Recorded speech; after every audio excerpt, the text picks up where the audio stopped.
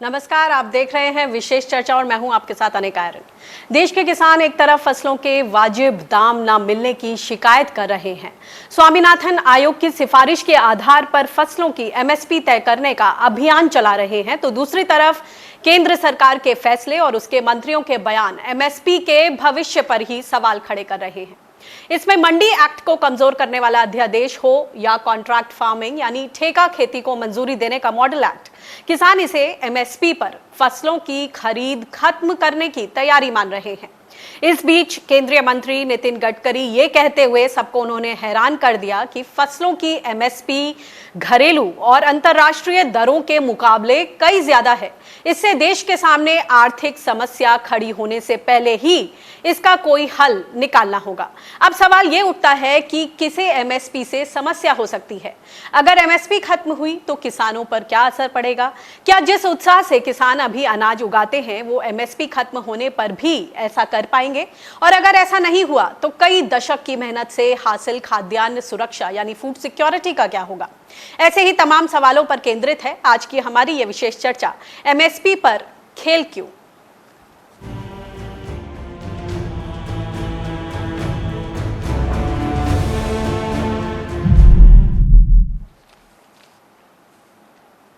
MSP पर खेल क्यों, इस पर चर्चा करने के लिए हमारे साथ मौजूद है खास पैनल भारतीय किसान यूनियन से जुड़े किसान नेता धर्मेंद्र मलिक और ट्रेड कानूनों के जानकार अफसर जाफरी जी भी हमारे साथ जुड़ेंगे। आप सभी मेहमानों का बहुत बहुत स्वागत है। चर्चा को शुरू करने से पहले सबसे पहले सुनते हैं कि एमएसपी पर सरकार के मौजूदा रुख के बारे में किसान नेताओं की क्या राय है।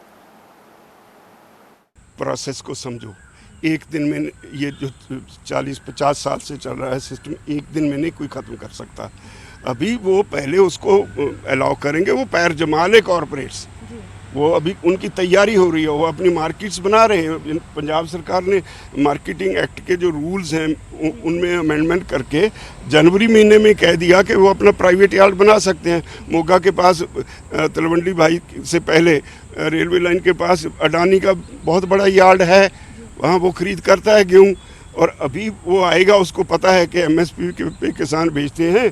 तो 135 लाख टन गेहूँ, 180 लाख टन धान की फसल को कोई है संभालने वाला? ये इतनी बड़ी सरप्लस मार्केट है। जब यहाँ से जो गवर्नमेंट एजेंसीज हैं वो निकल जाएंगी बार बार। शांता कुमार कमेटी ने क्या कहा, सबसे एफसीआई पे बनाया, उसने कहा डिसबैंड कर दो एफसीआई को डिसबैंड कर दो। इसके माने हैं कि प्रोक्योरमेंट बंद करो। किसान आज तक ये बोलता आ रहा है कि हमें स्वामीनाथन रिपोर्ट के हिसाब से आप हमारे फसलों के दाम दो। अब मिनिस्टर साहब ये बोल रहे हैं कि एमएसपी नहीं होनी चाहिए। तो मेरा ये हाथ जोड़ के सरकार से यही विनम्र हमारा अनुरोध है कि इसमें आप ऐसी बातें आप ना करो। अगर किसान कौम को इस बार ऐसे लगा कि एमएसपी ही आप हटाने जा रहे हो, कि जो आती रोटी हमारे हिस्से में आ रही है वो भी आप हमसे अलग करना चाह रहे हो, तो इस बार रोड पे ऐसा प्रोटेस्ट होगा, ऐसा एजिटेशन होगा कि किसी सरकार के संभालने से ये सिचुएशन उनके हाथ में आएगी नहीं आएगी। तो इसलिए हमारी हाथ जोड़ के ये प्रार्थना है कि आप इलास्टिक को इतना ना खींचो कि कहीं इलास्टिक ही टूट जाए। तो आज की चर्चा में विशेष फोकस इस बात पर है कि नितिन गडकरी का जो ताज़ा स्टेटमेंट है कि एमएसपी की कोई ऑल्टरनेट व्यवस्था सोचनी होगी। अगर ये नहीं सोचा तो हमारी देश की अर्थव्यवस्था एक इकोनॉमिक क्राइसिस की तरफ बढ़ेगी। हमारे साथ गेस्ट मौजूद हैं, उनसे समझते हैं। धर्मेंद्र मलिक जी, सबसे पहले आपसे समझना चाहेंगे कि एक तरफ किसान लगातार आंदोलन कर रहे हैं, सड़क से लेकर अब सोशल मीडिया पर हमेशा से ये मांग रही है कि संपूर्ण लागत पर जो एमएसपी है वो दी जाए और कर्ज माफी हो। इन सारे अभियानों के बीच इधर एक हमारे मंत्री जी नितिन गडकरी का कहना है कि देश में जो एमएसपी है वो बहुत ज्यादा है। आपको क्या लगता है कि जो मंत्री जी हैं वो जो ग्राउंड रियलिटी है, जमीनी हकीकत से ना वाकिफ है, या फिर क्या आगे की क्या स्थिति बन रही है एमएसपी को लेकर? जिस तरह से इन नेताओं ने आशंका चिंता जताई है, आप उस पर क्या बोलेंगे? देखिए अनिका जी, सबसे पहले तो मैं आपका धन्यवाद करना चाहूंगा, आपके चैनल का धन्यवाद करना चाहूंगा कि आपने ऐसे समय पे जब 3-4 अध्यादेश आए हैं, इस समय पे जो है इस ऐसे मुख्य विषय को उठाया उठाया जब कोई भी चर्चा मीडिया में, विशेष रूप से इलेक्ट्रॉनिक मीडिया में नहीं है। मेरा बस यही कहना है कि अनिका जी, ऐसा नहीं है कि नितिन गडकरी जी कुछ समझते नहीं है, वो सब कुछ समझते हैं और ये कोई नई बात, मतलब आश्चर्यचकित कर देने वाली बात भी नहीं है। अभी कुछ दिन पहले जब कोरोना काल था, कोरोना काल में देखा गया कि किसान ही देश का मालिक है, किसान को अन्नदाता भगवान तो पहले भी कहते थे, लेकिन देश में व्यवस्था थी, अनाज के भंडार थे, तो कोई समस्या नहीं आई। उस समय भी जो नीति आयोग के सीईओ हैं, उनका ये कहना था कि देखिए, धान गेहूं खरीदने की अब आवश्यकता नहीं है, अगर आपको पीडीएस में करना है तो आप जो है सीधा पैसा दीजिए, कोई आवश्यकता नहीं है खरीद करने की। तो ये एक जो है सामूहिक षड्यंत्र है एमएसपी के खिलाफ। और इससे पहले जो शांता कुमार की रिपोर्ट थी, उसमें भी यही कहा गया था। और विशेष बात मैं आपको बता दूं कि इस बार जब ये एमएसपी घोषित किया गया है कुछ फसलों में, तो स्पेशल पंजाब का नाम लिखा गया है, पंजाब हरियाणा का, कि यहाँ से खरीद ज्यादा होती है, इनकी खरीद नहीं करनी चाहिए। तो ये बड़ा सवाल है, ये सोची समझी साजिश है। अफसर भाई हमारे साथ हैं, आप भी बहुत कृषि एक कार्यक्रम करते हैं, आपको बहुत ज्यादा जानकारी है, तो इस बारे में मैं बस आपसे एक बात कहना चाहता हूं कि जो सरकार का हिडन एजेंडा था, वो कोरोना काल में उसको ये आगे लेकर बढ़ रहे हैं, लेकिन ये पागल हैं। ये समझते नहीं है कि ये देश दूसरी किस्म का देश है। 60% लोग जो है सीधे रोजगार से जुड़े हुए हैं। अगर ऐसी स्थिति होगी एमएसपी के लिए, यहाँ गन्ने की राजनीति पे उत्तर प्रदेश में सरकार बदल दी जाती है, एमएसपी से अगर सरकार ने छेड़छाड़ की गई तो ये इनको कोई नाम निलवाना नहीं बचेगा। यही तो रास्ता है ना, किसान हमेशा सरकार बदलता आया है। ठीक है, आज ये समझ नहीं रहे हैं, मदमस्त हाथी की चाल है, लेकिन किसान इसको रोकना भी जानता है। हिंदू मुस्लिम का जो एजेंडा है, सरकार उसको लेके अपने हिडन एजेंडे को आगे बढ़ा रही है, ये मेरा कहना है। हमारे साथ अफसर जाफरी जी हैं। अफसर जी, आपसे समझना चाहेंगे, यहाँ पर धर्मेंद्र मलिक जी का साफ कहना है कि ये सरकार का एक हिडन एजेंडा है। आपसे समझना चाहेंगे कि एमएसपी आखिर सरकार को अखर रही है, इस पर इतना बवाल क्यों मच रहा है?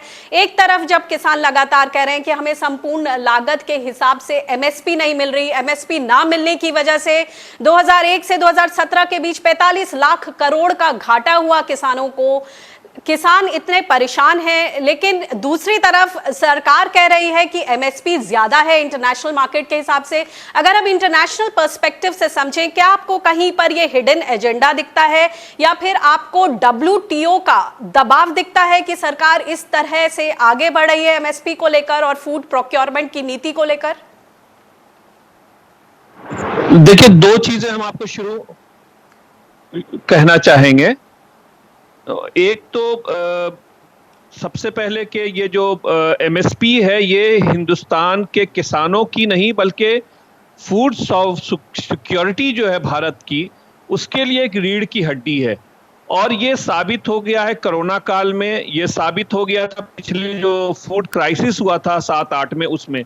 और दोनों में ये साफ साफ दिखता था कि अगर हमारे पास ये खाद्यान्न का भंडार ना होता तो हम लोग,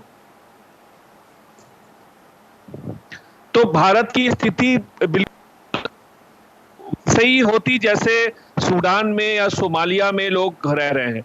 ये भारत के पास जो खाद्यान्न का भंडार था, उसी ने भारत को बचाया है।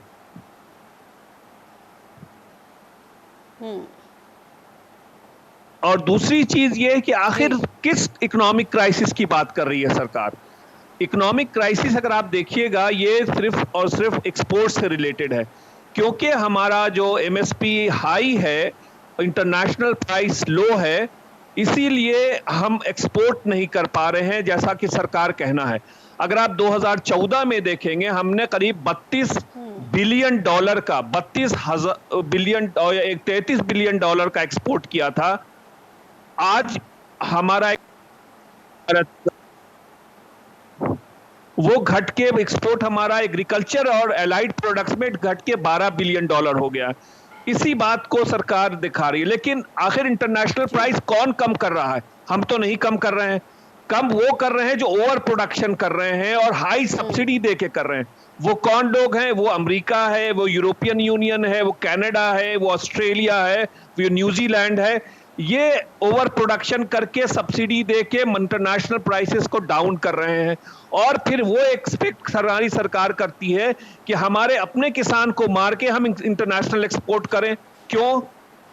क्योंकि हम और वहां पे इंटरनेशनल एक्सपोर्ट का जो हाई प्राइस है, जो लो प्राइस है इंटरनेशनल में, वो इसलिए है कि वहां के किसानों को बिल्कुल नहीं मिल रहा है। अमेरिका के, यूरोपियन किसान आज आत्महत्या कर रहे हैं क्योंकि उनको उनका कॉस्ट ऑफ प्रोडक्शन नहीं मिल पा रहा है।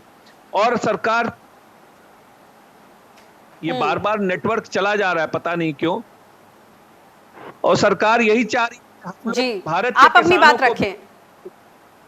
भारत के किसान भी जो है वो, उनको भी अगर हम सही प्राइस ना देंगे, एमएसपी नहीं देंगे, तो ऑब्वियसली किसान छोड़ेंगे, किसान ही छोड़ेंगे। जैसे अमेरिका में, यूरोप में 1% किसान बच गए, हिंदुस्तान में भी इनको चाहिए कि 20% किसान बचे, और सब किसान कहां जाएंगे हमको नहीं पता। तो उनका साफ साफ सरकार की आज से नहीं, बहुत पहले से ये एक साजिश रही है कि किसानों को, खासकर छोटे और मध्यम किसानों को खत्म करो, क्योंकि लैंड को और कृषि को कॉरपोरेशंस को सौंपना है। ये इनकी मेन ऑब्जेक्टिव है, मेन गोल है जी, और इसीलिए एमएसपी एक बहुत बड़ा हर्डल है उसमें। धर्मेंद्र जी, ये बताएं, जैसे कि अफसर जाफरी साहब ने ये बताया कि इस तरह की सोच है कि इंटरनेशनल मार्केट के लिए भारतीय बाजार को तैयार किया जाए।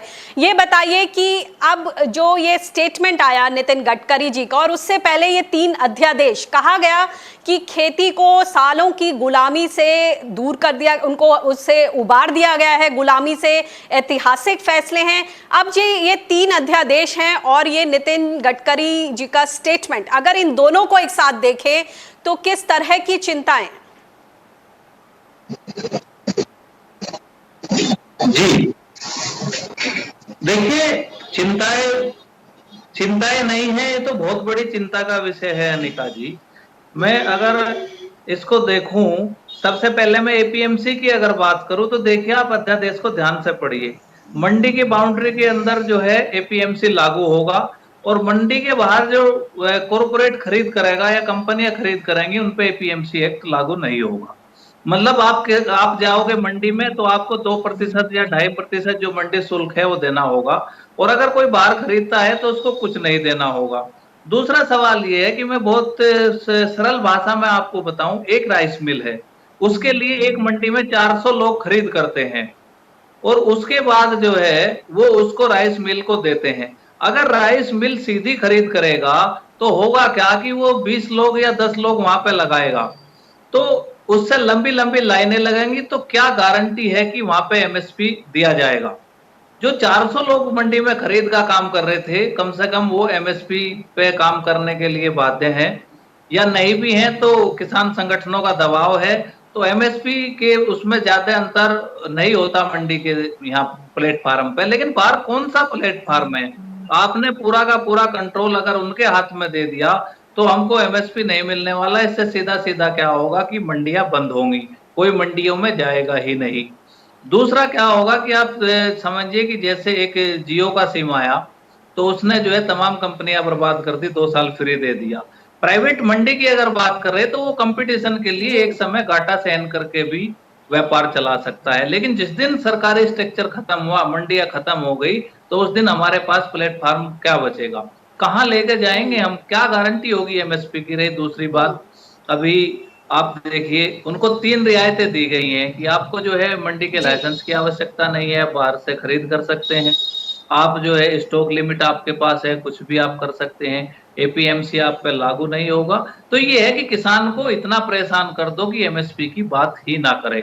सीधा सीधा है कि देश में अब कारपोरेट फार्मिंग का जो मॉडल है, सरकार का तो कहना है कि वो विकल्प दे रहे हैं। अभी तक वो इनपुट्स पर सब्सिडी देते थे, अब वो विकल्प दे रहे हैं ताकि कंपटीशन बढ़े।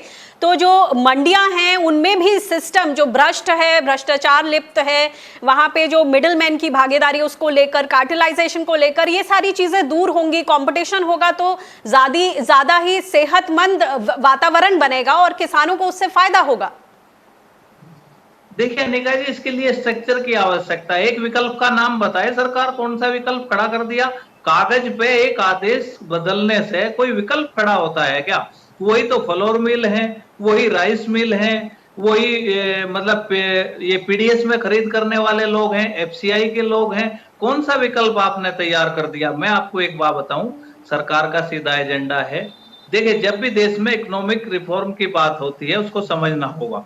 ये सरकार बड़ा मतलब हाइप क्रिएट करती है कि हम आर्थिक सुधार ला रहे हैं। आर्थिक सुधार क्या होते हैं? जमीन को सस्ते में कॉरपोरेट को सौंपना, जमीन से हटे हुए लोगों को सस्ता मजदूर बनाकर कारखाने के लिए तैयार करना, ये आर्थिक सुधार है। आर्थिक सुधार की रीढ़ है कि मुफ्त की अधिग्रहण की गई जमीन और सस्ता मजदूर। तो ये सीधा सीधा एजेंडा है कि देश में जो छोटे किसान हैं वो उत्पादकता में सेहतमंद नहीं है निवेश के कारण। तो उसके बाद सरकार करती क्या? सरकार सीधा सीधा ये चाहती है कि 20-25 प्रतिशत लोग खेती करें और वो भी कॉरपोरेट के हाथ में हो, खेती का मशीनीकरण किया जाए। इनको ये नहीं पता है कि हिंदुस्तान जी में 60% लोगों को सीधा खेती रोजगार देती है। और आज भी आप डाटा निकाल लीजिए, छोटा फार्मर बड़े फार्मर जी से ज्यादा उत्पादन करता है। जी जी बताएं। जी, जी अनिका इसमें जी। थोड़ा इंटरनेशनल पर्सपेक्टिव भी लेते हैं। हमारे साथ अफसर जाफरी जी हैं। अफसर जी, ये बताएं कि जो WTO के जो कंपल्शंस हैं, क्या वो दबाव भी लगातार हावी हैं? क्योंकि काफी लंबे समय से इस तरह की बातें हो रही हैं कि WTO के दबाव में आकर तरह तरह की जो पीस क्लॉज था उसको भी दरकिनार करते हुए जो पूरी MSP जिन जिन फसलों पर दी जा रही है उसकी सारी डिटेल्स हमें विदेश में देनी पड़ी, वो एक तरह का ऑब्लिगेशन हो गया। ये समझाइए कि इस ऑब्लिगेशन के तहत हमारी जो स्टॉक होल्डिंग लिमिट है उस पर किस तरह से गाज गिर सकती है। देखिए, WTO में एक लगातार एक बहस चल रही है 2000 से 2001-2002 से, और वो बहस ये है कि हिंदुस्तान जो MSP देता है, हिंदुस्तान जो पब्लिक प्रोक्योरमेंट करता है पब्लिक डिस्ट्रीब्यूशन सिस्टम के लिए, उसकी वजह से हमारी जो सब्सिडी है वो बढ़ती चली जा रही है। और वो सब्सिडी एक तरह से WTO और डेवलप्ड कंट्रीज हैं जो मार्केट खोज रहे हैं एक्सपोर्ट के लिए, उनका कहना है कि हिंदुस्तान की MSP जो दे रहा है उसकी वजह से वो हिंदुस्तान में अपना एक्सपोर्ट नहीं कर पा रहे हैं और उनको मार्केट नहीं मिल पा रहा है। तो ये, और हमारी सब्सिडी बढ़ती चली जा रही है, और WTO में 10% का लिमिट है टोटल जो प्रोडक्शन है उसका 10%। तो वो लिमिट हम क्रॉस कर रहे हैं। तो ये एक बहुत लंबा डिबेट है जो चला रहा है, और इसमें किसको ऑब्जेक्शन है? इसको ऑब्जेक्शन सिर्फ और सिर्फ उन कंपनियों को है या उन देशों को है जिनकी कंपनियां भारत में मार्केट चाह रही हैं।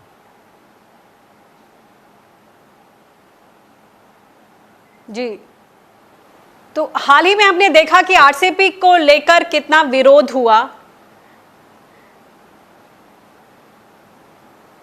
जी, RCEP को लेकर इतना बवाल मचा, विरोध हुआ, उसके बाद हमारे प्रधानमंत्री उसको लेकर आगे नहीं बढ़े। अब जब ये तमाम तरह के ट्रेड अग्रीमेंट्स हो रहे हैं और इधर भारत में इस तरह से आशंकाएं जताई जा रही हैं, कॉन्ट्रैक्ट फार्मिंग और निजी मंडियां, तो अगर हम इन डॉट्स को कनेक्ट करें तो आपको कहीं पर चिंता की लकीरें खिंच रही हैं कि आगे चलकर भारत का जो USP था, कृषि प्रधान देश, उसका क्या होगा? आप देखिए, MSP जो है, जैसा हमने शुरू में कहा, हमारी रीढ़ की हड्डी है किसानों की, और अगर उसी को खत्म करने की बात हो रही है, इंटरनेशनल दो तरह के प्रेशर है इंडिया पे। एक तो डोमेस्टिक ट्रेडर्स का प्रेशर है कि वो एक्सपोर्ट नहीं कर पा रहे हैं, दूसरा क्योंकि MSP इंटरनेशनल प्राइस लो है और डोमेस्टिक प्राइस हाई है। दूसरा प्रेशर है बाहर की बड़ी कंपनियों का, कोनाग्रा, कारगिल, ये बड़ी बड़ी जो कंपनी है वो हिंदुस्तान में अपने माल नहीं भेज पा रही है क्योंकि यहाँ MSP की वजह से जो है वो पब्लिक प्रोक्योरमेंट हो जाता है और किसानों को जो है अच्छा दाम मिल जाता है। उसको उनको तोड़ना है, वो तभी तोड़ पाएंगे और उसको वो मार्केट तभी बन पाएगा जब वहां यहाँ पे वो MSP खत्म कर पाएंगे। ऐसे में तो ये और बताइए कि जब हम आपदा, इस कोरोना के आपदा से गुजर रहे हैं, न्यू फूड सिक्योरिटी और न्यूट्रिशन भी उतना ही अहम हो जाता है, और ऐसे में जब हम पीडीएस के जरिए सिर्फ 20% जनता के लिए सिर्फ गेहूं और चावल प्रोक्योर करने की बात कर रहे हैं, भविष्य में इस तरह की सोच हो रही है, तो ऐसे में किस तरह से असर पड़ेगा लोगों के न्यूट्रिशनल रिक्वायरमेंट पर भी? और जिस तरह से हम बात करें कि भविष्य में अगर नामी गिरामी विदेशी कंपनियां अगर यहाँ खेती की तरफ रुख करती हैं, तो क्या आपको लगता है कि जीएम क्रॉप्स के भी आने का अंदेशा है? बहुत बड़ा अंदेशा है, इसलिए कि उनको अभी आप देखिए हिंदुस्तान और अमेरिका के बीच में जो ट्रेड निगोशिएशन चल रहा है उसमें जीएम एक बहुत बड़ा इश्यू है, और उनको अपना खासकर 3 चीजें, मक्का, सोयाबीन, ये 2 को यहाँ पे उनको मार्केट चाहिए, और अमेरिका में इसका बहुत ज्यादा ओवर प्रोडक्शन है। और जब से अमेरिका और चाइना का जो एक टेंशन बढ़ गया है उसकी वजह से अमेरिकन फार्मर्स, अमेरिकन ट्रेडर्स जो है चाइना को सप्लाई नहीं कर पा रहे हैं, तो उनको एक अल्टरनेट मार्केट चाहिए, और अल्टरनेट मार्केट हिंदुस्तान बन सकता है। तो ये एक बहुत बड़ा इश्यू है जिसकी वजह से हिंदुस्तान को भी अमेरिका को एक मार्केट प्रोवाइड करना है, और वो हमको लगता है कि जैसे ही ये इंडियो यूएस ट्रेड एग्रीमेंट होएगा ये मार्केट उनको मिल जाएगा। जी, तो ये बहुत ही डिफिकल्ट सिचुएशन है जिसमें हमें फूंक फूंक कर कदम रखने पड़ेंगे। धर्मेंद्र मलिक जी, आपसे आखिरी सवाल पूछना चाहूंगी कि जिस तरह से ये कोरोना की महामारी है, इसमें न्यूट्रिशनल रिक्वायरमेंट और खाद्य सुरक्षा और संप्रभुता की जो हम बात करते हैं, उसमें जो ये सारे विचार इस वक्त सामने हैं और जो ये स्टेटमेंट सामने आया एमएसपी को लेकर, इस पर हम किस तरह से मामले में अपने सुझाव दे सकते हैं कि सरकार आगे हर कदम फूंक फूंक कर रखे?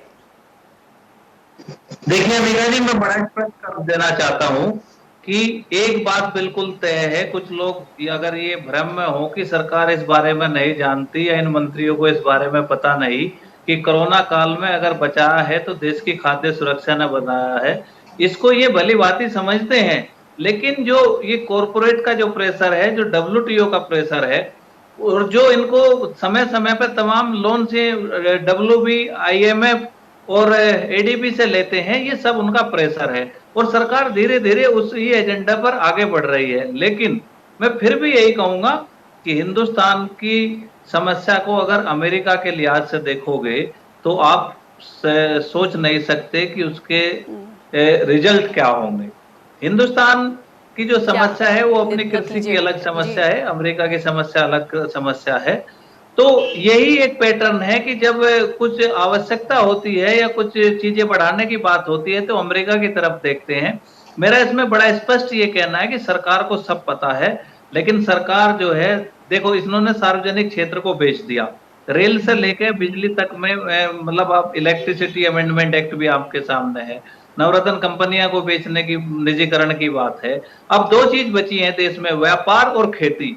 अब खेती पे मालिकाना हक और संसाधनों की जो लड़ाई है, ये सब उसका एक गेम है। पूरे देश का जो कॉर्पोरेट है वो अब जमीन पे मालिकाना हक चाहता है और संसाधनों पर कब्जा चाहता है। संसाधन तो करीब करीब खनिज पदार्थ तो उसके कब्जे में चले गए, लेकिन अब व्यापार और कृषि बचा है जिस पर कंपनियां कब्जा चाहती हैं, और सरकार उन्हें सुगम रास्ता दे रही है। लेकिन जिस दिन भी जनता की समझ में ये ठीक तरीके से आ गया, 1-2 साल जैसे ही रिजल्ट आएंगे, पहले तो अब आती है कि इस देश का किसान इतना कमजोर नहीं है कि सरकार के आगे घुटने टेक देगा। हरियाणा के उदाहरण से आपने अभी देखा होगा कि चीफ मिनिस्टर का एक उलट पुलट सा आदेश था, एक दिन में इतने किसान निकल गए कि सरकार को वापस लेना पड़ा। मैं आखिरी में यही कहूंगा कि देश में अगर किसान आंदोलन मजबूत होगा और किसान की आवाज मजबूत होगी तो सरकार चाहे जो फैसला लेना चाहे, लेकिन सरकार को किसानों के सामने निश्चित रूप से झुकना पड़ेगा। और इस जी, बहुत बहुत शुक्रिया इस चर्चा में भाग लेने का। तो दोनों ही हमारे मेहमान, उनका जिस तरह से कहना था कि सरकार को ये ध्यान रखना होगा कि कृषि प्रधान देश जो भारत की यूएसपी है उसको ध्यान में रखते ही हुए कोई तरह के जो मॉडल्स हम सोच रहे हैं उन पर आगे बढ़ना होगा। फिलहाल इस चर्चा में इतना ही। देश विदेश की ताज़ा तरीन खबरों के लिए आप बने रहिए स्वराज एक्सप्रेस के साथ। मुझे दीजिए इजाज़त, नमस्कार।